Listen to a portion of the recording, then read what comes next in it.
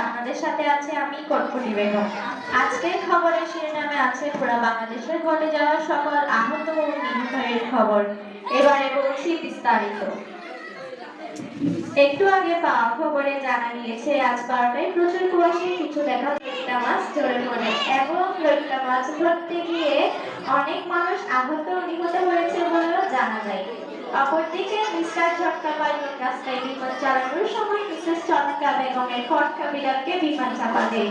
এতে করে ফটকা গুরুতর আহত হয় এবং তাকে গুরুতর অবস্থায় চট্টগ্রাম হাসপাতালে ভর্তি করা হয় এবং পাইলট ঝটকার বিরুদ্ধে গুরুতর আহত নামক থানায় 420 ধারা মামলা করা হয়। বাবদ 12 আনা 63 পয়সা জরিমানা করেন।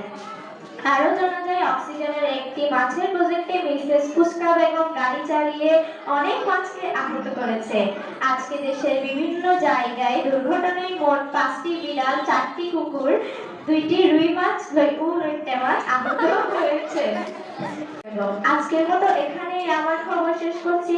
পরবর্তী খবর শোনার জন্য অবশ্যই আমাদের সাথে থাকবেন। আল্লাহ হাফেজ, tata, bye bye, see you.